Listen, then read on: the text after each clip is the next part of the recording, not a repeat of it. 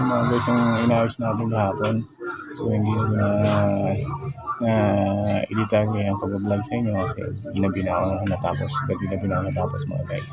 So ito yun. So okay na siya. Ganda na yan mga guys. Okay na yun. So ano sa likod?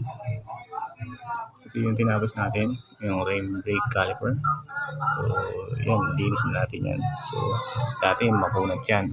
So ngayon ay okay na mga guys. Yan. Pre-wheel na siya.